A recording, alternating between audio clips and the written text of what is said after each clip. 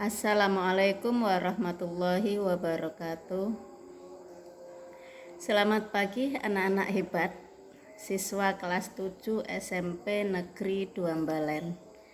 Selamat, Anda layak jadi bintang karena Anda termasuk di antara siswa yang mampu menyisihkan siswa lain dan alhamdulillah telah diterima di SMP Negeri 2 Mbalen.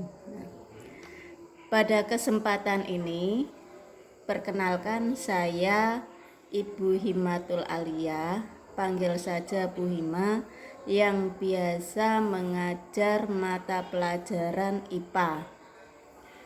Dan pada masa pengenalan lingkungan sekolah atau yang disebut dengan MPLS, ini saya kebagian materi tentang cara belajar efektif. Nah, pentingnya memiliki sifat atau sikap dan kebiasaan belajar yang efektif dan efisien. Apa itu belajar efektif? Yang pertama, belajar yang menyenangkan. Kemudian terjadwal dengan baik, tidak memakan banyak waktu, hasilnya yang maksimal. Kemudian, mengapa siswa perlu memiliki sifat belajar yang efektif dan efisien? Pertama, untuk keberhasilan. Kedua, untuk kesempurnaan. Nah, mengapa harus terjadwal dan menyenangkan? Dalam bekerja, otak kita juga dipengaruhi oleh kondisi fisik kita. Kalau kondisi fisik kita capek, otak kita tidak dapat bekerja dengan maksimal. Kalau otak kita tidak bekerja dengan maksimal, informasi yang kita terima tidak dapat disimpan dengan baik oleh ingatan kita. Akibatnya, informasi yang pernah kita terima tidak dapat kita pergunakan lagi saat kita membutuhkannya. Artinya apa? Mudah lupa. Gitu anak-anak ya. Ingat, belajar kebut semalam tidak efektif dan tidak bermanfaat buat siswa. Maksudnya apa belajar kebut semalam? Yaitu belajar ketika hanya mau ulangan saja. Nah, itu tidak efektif sama sekali. Apa saja yang harus diperhatikan dalam belajar efektif? Perhatikan dulu diri kamu. Bagaimana emosimu? Emosi positif menuju ke kekuatan otak. Mulai dari pertama dulu ya, saya ulangi. Kehormatan diri, mulai dari emosi positif ke kekuatan otak, keberhasilan, dan akhirnya memperoleh kehormatan diri. Nah, perhatikan dirimu, ciptakan minat dalam dirimu dengan bertanya, apa manfaat bagiku? Temukan gaya belajarmu. Apakah kamu suka mencoret-coret ketika bicara di telepon? Apakah kamu berbicara dengan cepat? Apakah kamu lebih suka melihat peta daripada mendengar penjelasan? Nah, itu termasuk gaya belajar yang visual. Kemudian ada lagi selain gaya belajar yang visual, ada gaya belajar auditorial. Bagaimana itu gaya belajar auditorial? Perhatikan gaya belajarmu. Apakah kamu suka berbicara sendiri? Apakah kamu menyukai ceramah atau seminar daripada membaca buku? Apakah kamu lebih suka berbicara daripada menulis? Itu gaya belajar auditorial. Berikutnya, tadi visual yang pertama, yang kedua auditorial, sekarang yang kinestetik. Gaya belajar kinestetik itu yang bagaimana? Nah, perhatikan gaya belajarnya kamu. Apakah kamu berpikir lebih baik ketika kamu bergerak atau berjalan? Apakah kamu banyak menggerakkan anggota tubuh ketika bicara? Apakah kamu merasa sulit untuk duduk diam? Itu adalah gaya belajar kinestetik. Nah, bagaimana kemampuan belajarmu? Berapa lama waktu yang kamu butuhkan? Nah, perhatikan juga tuh untuk bisa belajar secara efektif dan efisien.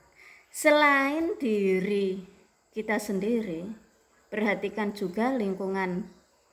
Pilihlah tempat yang menurut kamu nyaman untuk belajar.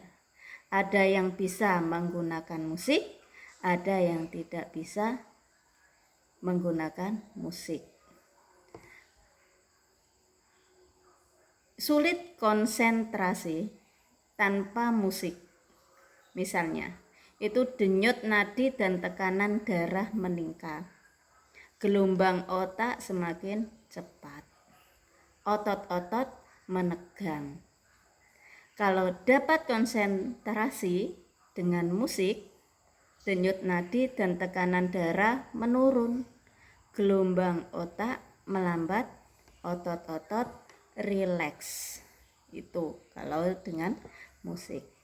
Nah, sekarang tekniknya untuk belajar yang efektif. Pertama, bisa mencatat bebas. Yang kedua, peta pikiran. Teknik pemanfaatan keseluruhan otak untuk membentuk kesan. Otak kita sering mengingat informasi dalam bentuk gambar, bentuk-bentuk dan suara. Nah, itu teknik peta pikiran yang sangat efektif. Jadi ketika belajar ya, misalnya mempelajari IPA, buat peta konsepnya. Peta konsep itu apa? Pertama, buat judulnya. Kemudian berikutnya di bawah judul yang dipelajari itu judulnya apa. Berikutnya setelah itu dari bagian judul itu ada poin apa saja. Itu kalau bisa dibuat, kalian bisa membuat peta konsep, itu sama halnya kalian sudah mempelajari semua materi. Karena secara tidak langsung kalian juga sudah membaca materi tersebut. Nah, selain yang tadi dibahas, lalu apalagi yang perlu diperhatikan untuk bisa belajar efektif dan efisien? Pertama, tanpa dihimbau, kalian bisa melakukan senam otak sebelum dan sesudah belajar.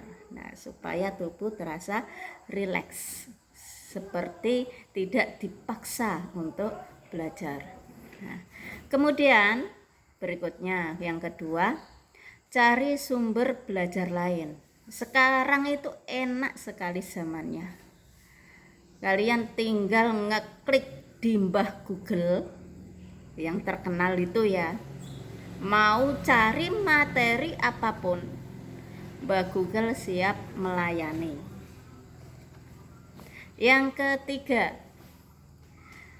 baca literasi buku-buku yang lain.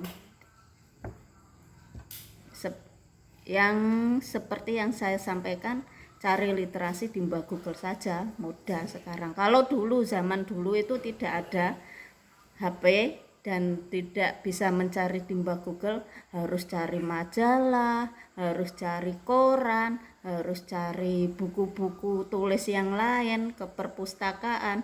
Sekarang perpustakaannya ada di rumah. Cari di Mbah Google, terkenal itu. Nah, kemudian apalagi? Harus ada pengaturan jadwal belajar efektif. Ya, jadi tidak asal-asalan. Pedomannya, perhatikan waktumu, bagaimana kamu menghabiskan waktumu, dan kapan kamu habiskan waktumu dengan sia-sia, dan kapan dapat belajar dengan baik. Kunci kesuksesan itu ada di tangan kalian sendiri. Jadi atur dengan sebaik-baiknya. Kemudian rencana jadwal belajar efektif. Beri waktu yang cukup untuk tidur, makan, kegiatan hiburan, itu penting.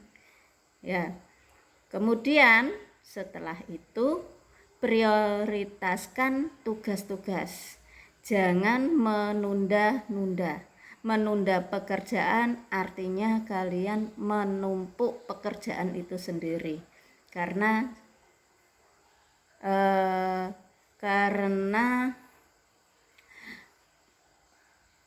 kalian tunda lama pun kalian harus menyelesaikan.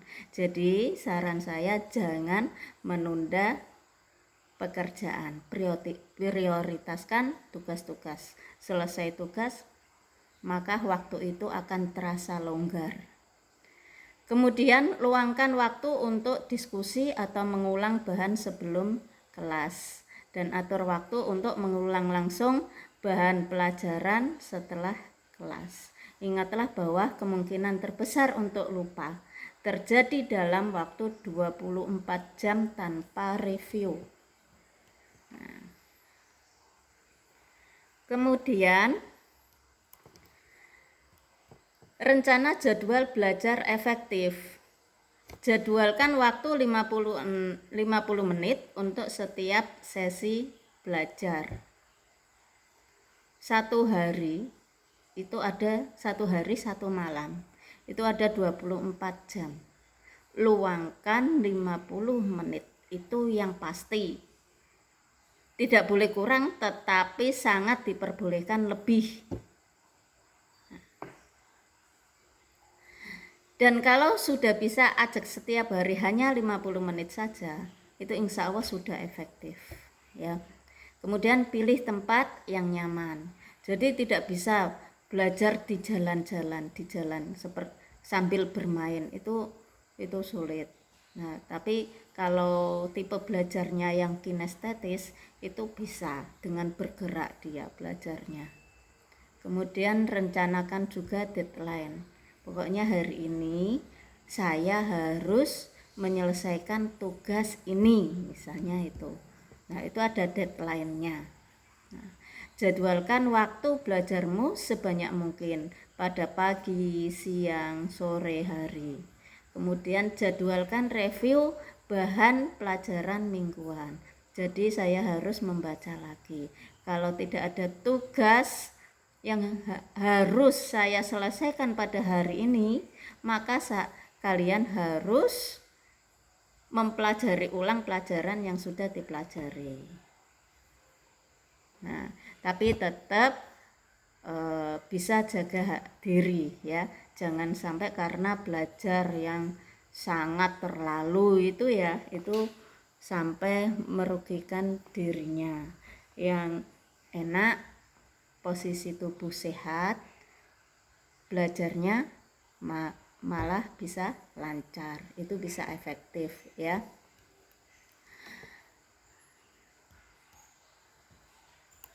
Nah, itu yang bisa saya sampaikan tentang cara belajar yang efektif. Dan saya sampaikan juga tetap jaga kesehatan, patuhi prokes, protokol kesehatan, dan jangan lupa menjaga diri, belajar. Itu memang tugas kalian, tugasnya siswa itu hanya belajar ya, selain tugas-tugas yang lain. Itu yang bisa saya sampaikan, dan mohon maaf saya akhiri. Assalamualaikum warahmatullahi wabarakatuh.